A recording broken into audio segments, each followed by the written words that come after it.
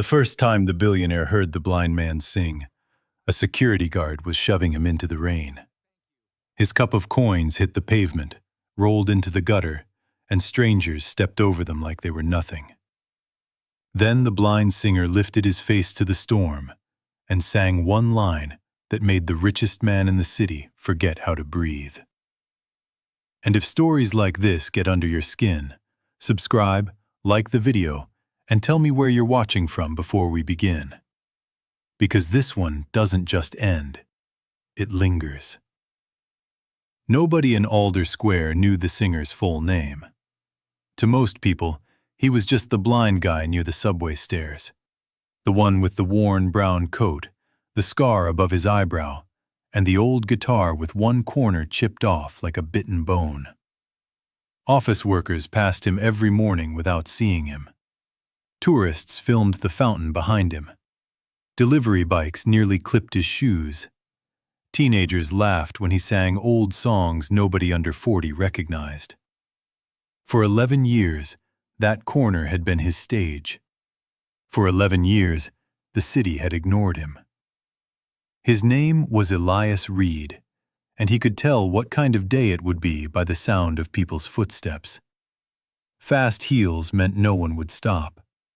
Rubber soles meant someone was tired enough to listen. Silence meant trouble. That night, the silence came first. A black SUV eased to the curb, another behind it. Doors opened almost at once. Men in dark suits spilled out with earpieces and polished shoes, the kind that never had to worry about puddles. Across the square, light flooded the glass front of the Vale Meridian Hotel, where the city's wealthy were arriving for a charity gala hosted by Adrian Vale himself. Billionaire, builder, kingmaker. The kind of man who could decide a neighborhood was ugly and wake up the next month with half of it torn down. Elias kept strumming. A little girl stopped near him, tugging her mother's hand. "Mama, he's good." Her mother pulled her away. "Don't stare." Elias smiled faintly. "It's all right," he said toward the sound of the child. "I don't mind being hurt." That was when Officer Danning stepped out from under the awning. "You again," the officer said. Elias recognized the voice immediately. Heavy jaw, smelled like coffee and wet leather. Meaner on nights when rich people were nearby. "I've been here all week," Elias said. "Same as always." "You don't have a permit." "You never ask the saxophone player for one." "The saxophone player isn't planted outside a billionaire event, making the place look like a shelter entrance." Around them, people slowed down, sensing conflict the way crows sense roadkill. Elias lowered his hand from the strings. "I'm not making anything look like anything. I'm working." Danning kicked the metal cup.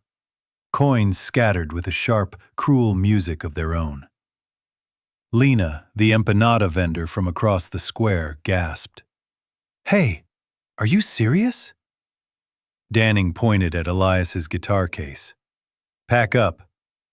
"That's rent," Elias said quietly, listening to the coins spin away into water. "That was my rent." "Then maybe get a real job." A few people looked away. A few took out phones. Nobody stepped in. Elias bent slowly, feeling for coins on the soaked pavement with one hand, his fingers trembling more from humiliation than cold. A heel came down inches from his knuckles. Someone laughed. A camera zoomed in. Then, still crouched in the rain, Elias stopped reaching. His shoulders stiffened. He heard something the others didn't. A car door closing. Not loudly. Carefully. The kind of door that belonged to a very expensive car, held by someone who was used to being obeyed. Elias rose with effort, water sliding down his face, and lifted the guitar back into place. Lena whispered, "Elias, don't. Not now." But he was already pressing the strings. "This one," he said, voice rough, "is for the people no one waits for." He started with 3 soft chords. The square barely noticed. Then he sang, "Sleep, my little shadow child, when the city turns its eyes away." On the hotel steps, Adrian Vale froze. He had one hand on his jacket button, a practiced smile already arranged for the cameras, when the second line hit him like a knife under the ribs. "I will find you by your voice, even if the lights all fade." He stopped walking. A reporter called his name. A woman in diamonds touched his arm. Flashbulbs burst in his face. Adrian didn't answer. Because 30 years earlier, in a one-room apartment above a laundromat, he had written those words with a woman named Elena Reed, while she laughed at his terrible handwriting and stole notes off his piano. No recording of that song existed. No sheet music. No release. They had never finished it, and Elena had vanished before he ever heard it sung again. The third line came, and Adrian's mouth fell open. His eyes filled so fast it made him angry. "No," he whispered. One of his security men leaned in. "Sir?" "No," Adrian said again, but now it cracked. Across the street, the blind singer stepped deeper into the storm and sang the verse Adrian had only ever played once, to one woman in the dark. The billionaire started crying before he realized the cameras were still on him. Not polite tears. Not the discreet kind rich men wipe away in private. His face broke. Something old and buried and savage tore loose inside him. And all at once, the man who had negotiated billion-dollar deals without blinking was standing on the hotel steps, sobbing in front of half the city. Phones shot up everywhere. "What's happening? Is that Adrian Vale? Why is he crying?" Danning stepped back from Elias like he'd touched a live wire. Lena stared from the singer to the billionaire and back again. "What the hell?" Adrian took one step forward, then another. Then he was crossing the street in the rain, ignoring the yelling behind him, ignoring the umbrellas being rushed after him, ignoring the reporters slipping in heels. Elias kept singing because he didn't know any of that. He only knew the square had gone unnaturally still. He only knew someone was coming toward him with breath that sounded unsteady, wounded. When he finished the verse, the city seemed to hold itself in suspension. Adrian stood inches away. "What is your name?" he asked. Elias tilted his head, listening to the voice. Older, controlled, educated, but shaking. "Elias," he said. "Elias Reed." Adrian staggered like he'd been hit. "Reed?" he said. Lena moved closer. "Maybe you should tell us who's asking." The billionaire didn't look at her. He looked only at Elias. "Who taught you that song?" Elias hesitated. "My mother." "What was her name?" Rain drummed on the hotel awning. Somewhere, a car horn blared. Nobody in the crowd breathed loud enough to matter. "Elena," Elias said. "Elena Reed." Adrian shut his eyes. It was the kind of reaction that terrifies everyone around it, because grief that deep doesn't belong in public. It belongs in hospital rooms, at graves, in houses with the curtains closed. When he opened them again, there was a desperate, almost boyish hope there that made him look 20 years younger and infinitely more fragile. "How old are you?" 29. Adrian's lips parted. The math landed. So did the horror. Before he could say another word, a colder voice cut through the rain. "That's enough." A tall man in a charcoal coat stepped between them. Silver hair, clean smile, eyes like locked office drawers. Malcolm Pierce, Adrian's chief financial officer, his fixer for 18 years, the man who made scandals disappear and politicians grateful. He looked at Elias once, and there was something like recognition in his face before he buried it. That tiny flicker was all Lena needed to see. Malcolm turned to Adrian. "Sir, the board is waiting. Cameras are live. This is not the place." Adrian didn't move. Malcolm lowered his voice. Anyone could have fed him that name. Elias's jaw tightened. "Fed me?" Malcolm ignored him. "We should handle this discreetly." Danning found his courage again. "You want me to clear the area?" "No," Adrian snapped. But Malcolm was already steering the moment elsewhere, the way men like him always do. Away from raw truth and toward controlled damage. He looked at Elias. "If you want to continue this conversation, come inside." Lena stepped forward at once. "He's not going anywhere alone." Elias, still wet, still shaking from the cold, swallowed. "I don't want charity." Adrian's voice cracked again. "This isn't charity." That should have been the beginning. Instead, it became the first betrayal. Inside the hotel, everything smelled like polished wood, flowers, and money. Elias hated places like that because silence in rich rooms always felt judgmental. Lena stayed on his left, one hand lightly at his elbow. He could hear people whispering all around them. "That's him, the singer. Look at his coat. Is this some stunt?" In a private lounge off the ballroom, someone gave Elias a towel he didn't ask for.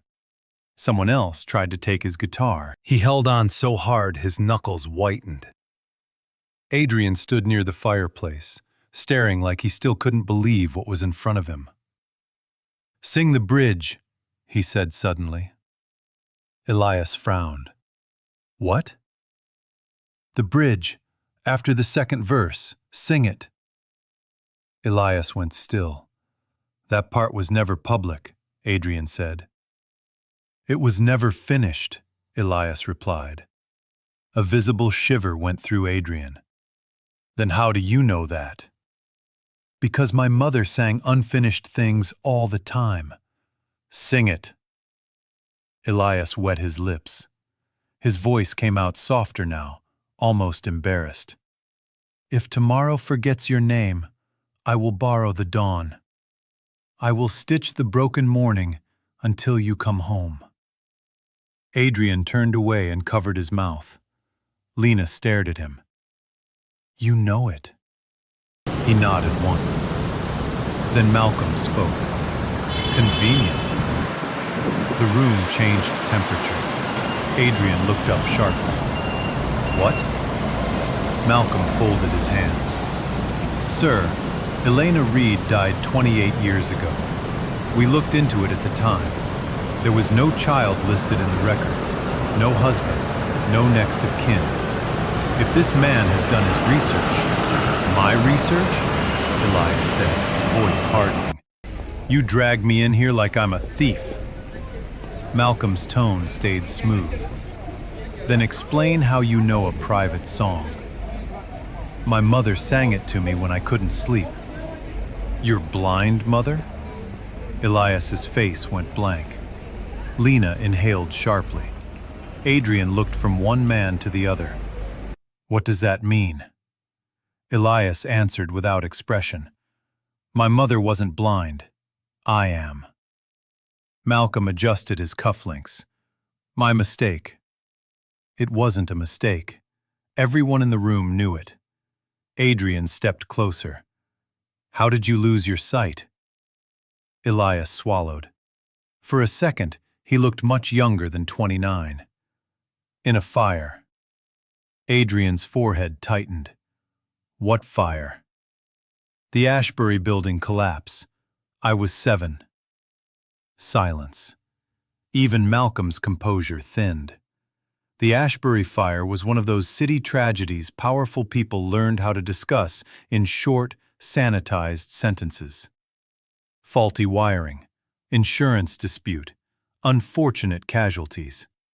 It had happened in a building owned through 3 shell companies, one of which had quietly connected back to Vale Urban Holdings before being buried in legal cement.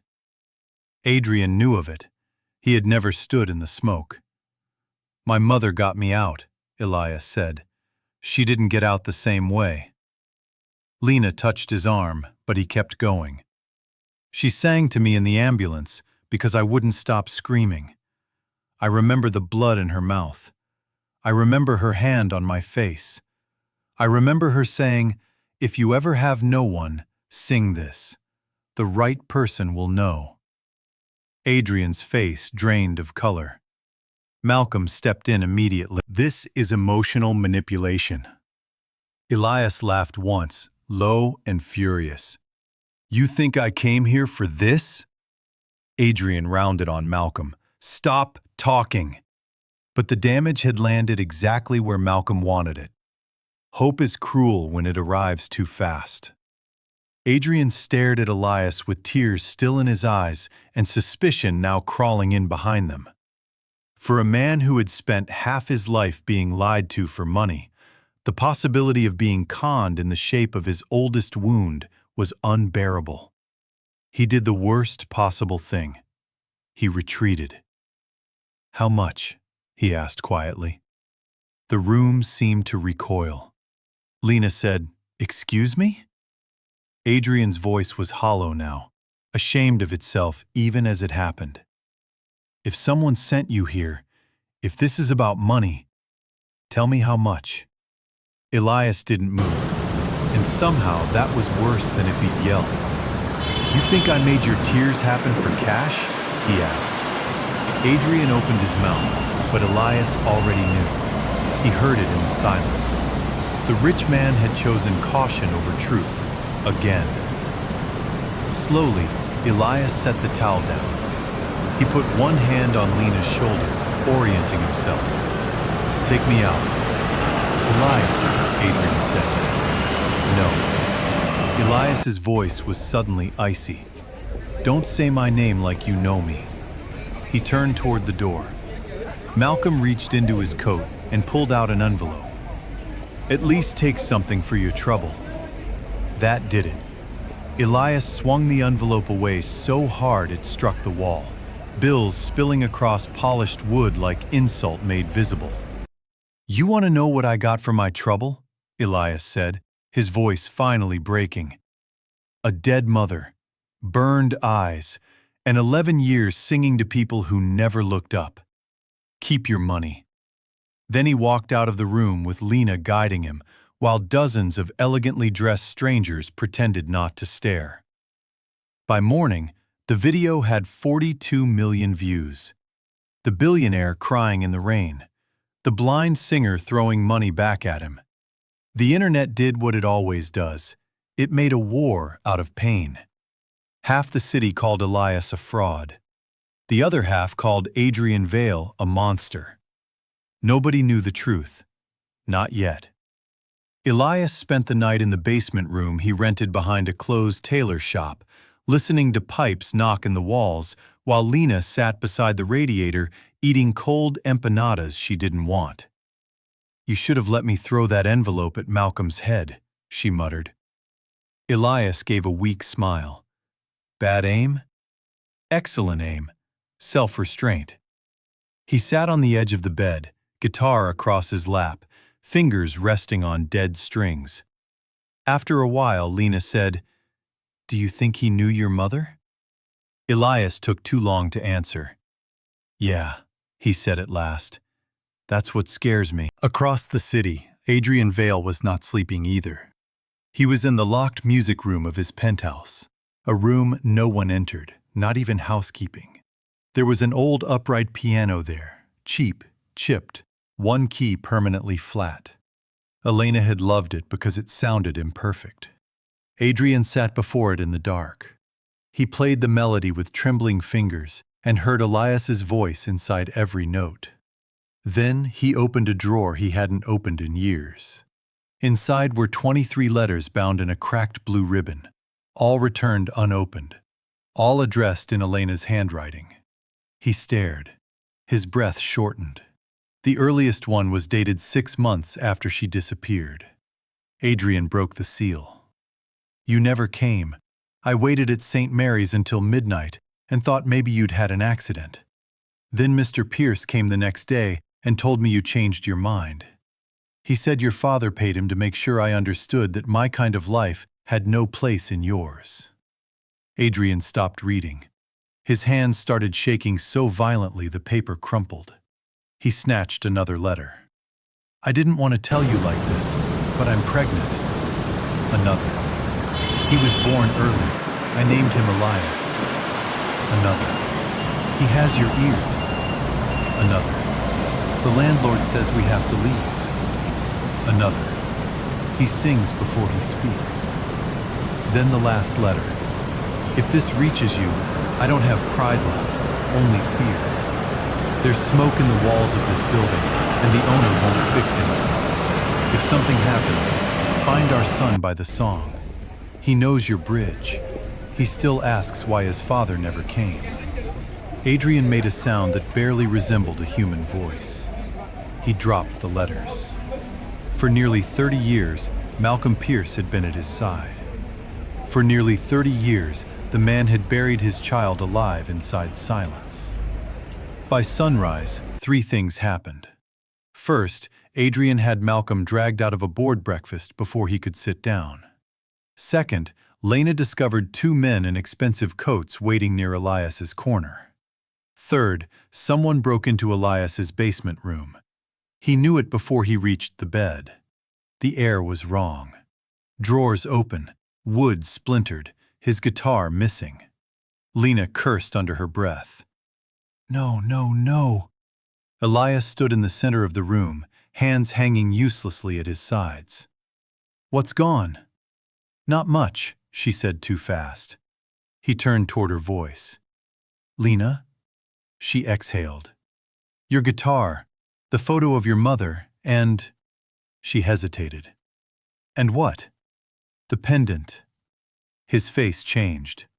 For years, Elias had worn a thin chain under his shirt with half a silver moon on it. His mother had called it cheap and lucky. He had no memory of where it came from, only that she'd made him promise never to lose it. He touched his bare chest and went pale. A folded note lay on the floor. Lena picked it up, then wished she hadn't. "Read it," Elias said. Her voice hardened. "Leave the city. Stop singing the song." He laughed once, breathlessly. "That all? There's more. Read it. If you perform in public again, next time we take your voice." Lena crushed the paper in her fist. "I'm calling the police." Elias turned toward the broken dresser. "No." "Why not?" "Because men like that don't send notes unless they know the police already won't matter." Across town, in an underground parking level beneath Vale Tower, Malcolm Pierce was bleeding from the lip and still trying to straighten his tie. Adrian had never hit anyone in his adult life. Now he had Malcolm against a concrete pillar with 50 floors of money above them. "You told her I changed my mind," Adrian said, every word quiet enough to terrify. "You told me she left." Malcolm wiped blood from his mouth. "Your father gave an order. My father is dead. And the empire is yours because I obeyed him." Adrian's hand tightened in Malcolm's collar. "You buried my son." "No," Malcolm hissed. "I protected your future. A pregnant singer from Ashbury would have destroyed the merger, the board, your name. You got everything you wanted." Adrian's face twisted. "I wanted her." For the first time, Malcolm had nothing clever to say. Adrian shoved him away so hard he hit the pillar again. "Find the men who went after Elias," Adrian said. Malcolm said nothing. Adrian stepped closer. "If one scratch on him leads back to you, I will spend every dollar I own making sure you die forgotten." By afternoon, the city had escalated again. A demolition notice appeared on the door of St. Martha's shelter, the only place where dozens of elderly tenants and struggling families still had beds through church funding and scraps of charity. The land had been quietly acquired for the first expansion phase of the Phoenix District Redevelopment Project, a project signed by Adrian Vale. Lena read the notice aloud in the courtyard while residents cried and argued. Elias stood by the chapel steps, empty-handed without his guitar. "They're doing it tomorrow?" he asked. 8 a.m. He let the information settle. His mother had died in a building neglected by the powerful. Now, the same kind of power was coming for everyone left like her. "It never ends," he said. Lena looked at him. "What are you thinking?" For a long moment he said nothing. Then, quietly, "I'm thinking I'm tired of singing for permission." That night, Lena confessed something she had hidden for 2 years. They were sitting in the chapel after sunset, where wax and dust made the air smell older than grief. "I sent your songs out," she said. Elias frowned. "What?" "To producers, contest shows, talent agencies, anybody who might listen." He went still. "There were replies," she admitted, "a few. They said your sound was too sad, too old, too not marketable." He turned his face away. "You hid them?" "I didn't want them killing what little hope you had left." He gave a bitter laugh. "So everyone in my life just decides what truth I can survive. That's not fair." "No?" He stood up, anger finally finding somewhere to go. "The rich hide me because I'm inconvenient. You hide things because you love me. What exactly is the difference when I'm still the last one to know?" Lena's eyes filled, but she didn't defend herself. "You're right." That made him angrier. He wanted a fight. He got honesty instead.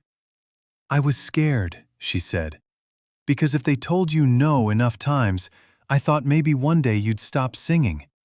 And if you stopped singing—" Her voice broke. "I didn't know who you'd become after that." Elias stood there, breathing hard, and said nothing. From the back pew, old Father Tomas cleared his throat softly. "You become the same man," the priest said, "just quieter." The chapel fell still. Then Father Tomas rose and held something in his hand. "A young man in a suit left this an hour ago, said it belonged to Elias." It was the silver half-moon pendant. Elias reached for it with shaking fingers. Clipped to it was a note written in tight, controlled handwriting. "Meet me at St. Martha's at dawn. Come or don't. But this time, I am the one who will listen. Adrian." Lena said, "Do you trust him?" Elias closed his fist around the pendant. "No," he stood, "but I'm going." Dawn came gray and raw. Residents of St. Martha's lined the sidewalk with bags at their feet. Reporters clustered behind barricades. Demolition equipment growled at the curb like metal animals eager to feed. On a temporary stage draped with Phoenix District banners, city officials prepared for a smiling ceremony about progress, renewal, investment, and revitalization, words wealthy people loved because they sounded clean. Elias arrived in yesterday's coat, blind, unarmed, no guitar. Lena at his side. The crowd murmured the moment they recognized him. "He came. That's the singer. Where's Vale?" At exactly 8 o'clock, black cars rolled up. Adrian stepped out alone. No umbrella, no smile, no Malcolm. The billionaire walked straight past the officials calling his name and stopped in front of Elias. For 1 second, the whole street seemed to fold inward around the two of them. Adrian held something wrapped in cloth. When he spoke, his voice carried. "I had your guitar repaired." He placed it carefully into Elias's hands. Elias touched the wood like he was meeting an old friend after a funeral. "Why?" he asked. "Because it was stolen on my watch." Murmurs rippled through the crowd. Adrian turned, took the podium, and did something nobody there expected. He did not begin with donors. He did not thank the city. He did not lie. "For years," he said into the microphone, "I believed success could excuse what neglect destroys. I was wrong." The officials behind him stiffened. Cameras lifted. Adrian continued. "This project is suspended, effective immediately." Chaos. Questions exploded from every direction. "What?" "Sir, you can't—" The deputy mayor grabbed for the mic. Adrian moved it away. "My company acquired this property through legal channels built on immoral choices. We will not demolish St. Martha's. We will fund its restoration. We will establish a permanent housing trust for every resident affected by Phoenix redevelopment." The crowd erupted. Some cheered, some shouted. One official simply walked off stage. Then Adrian looked directly at Malcolm Pierce, who had just emerged from the last SUV, too late and suddenly very visible. "And as of this morning," Adrian said, voice hard as iron, "my chief financial officer has been terminated and referred for criminal investigation involving suppression of personal and corporate records, intimidation, and obstruction." Malcolm stopped dead. Reporters turned like wolves, scenting blood. "No comment," he barked, but the words vanished in the noise. Adrian raised one hand. The street gradually quieted. Then he turned toward Elias. There are moments when a city knows it is about to witness something it cannot take back. This was one. 30 years ago, Adrian said, and now his voice was shaking again. "I loved a woman named Elena Reed. I failed her, not because I stopped loving her, but because cowardice and power made decisions around me, and I let them. Yesterday, I heard a song no one else in the world should have known." Elias gripped the guitar. His throat worked, but no sound came out. Adrian stepped down from the podium and walked to him slowly, like a man approaching a wound he had caused himself. He held up the other half of the silver moon. Gasps moved through the crowd. "I gave this to Elena the night we wrote that song," he said.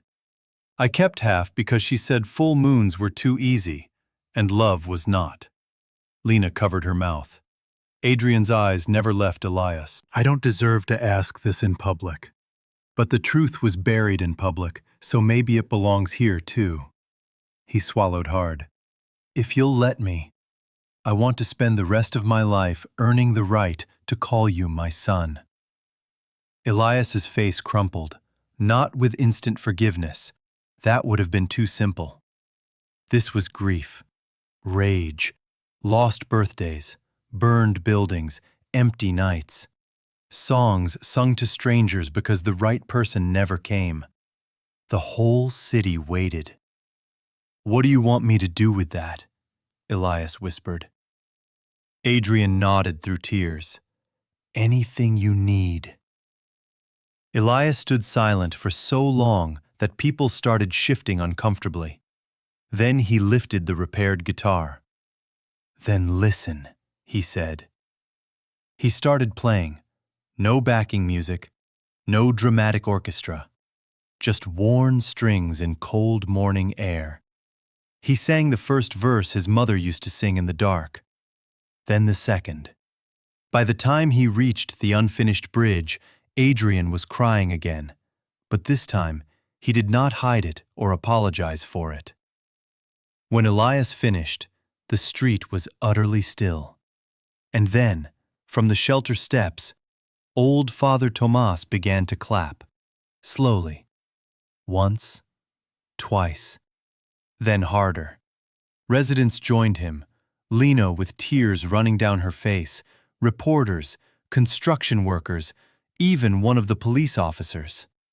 The applause built until it felt less like noise and more like a wall breaking apart. Adrian stepped forward carefully. "There's a lab on standby for a DNA test," he said hoarsely, almost embarrassed by the practicality of it in such a human moment. "I thought you might want certainty." Elias let out a broken laugh. "For you or me?" "For both of us." That got the smallest smile from him. Months later, the test would confirm what the song already had. But the city never waited for paperwork. It remembered the morning the blind street singer stopped a demolition with his voice. It remembered the billionaire who finally listened too late, then chose not to be late again. St. Martha's was restored. The Phoenix Project became a housing and arts foundation named Elena House. Malcolm Pierce was indicted. Officer Danning disappeared from public duty after several videos surfaced showing exactly how many powerless people he liked to kick when cameras weren't supposed to matter. And Elias?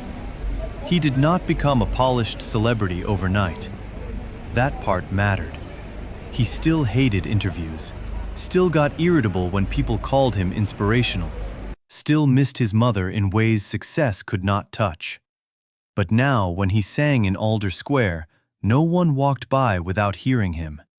Not because he was famous, because the city had learned what it had nearly thrown away. One winter evening, almost a year later, he returned to the same corner where Danning had kicked his rent into the gutter. Snow drifted through the lights. Lena stood nearby selling empanadas at a cart with a real permit now, bossing customers around like she owned the sidewalk. Adrian stood off to the side in a plain coat, not in front, not center stage, just present, learning. Elias adjusted his scarf, touched the half-moon pendant under his shirt, and smiled faintly into the cold. A little girl stopped near him and asked her mother, "Mama, is that the man from the story?" Elias heard her. He began to play. This time, before he sang, he said, "This one is for the people who waited too long to love each other, and the ones who loved anyway." Then his voice rose over the street, warmer than the winter, stronger than pity, bigger than the years that had tried to silence him. Some people spend their whole lives waiting for a miracle, not realizing it has been singing on the same corner all along. If you had heard that first note in the rain, would you have stopped to listen?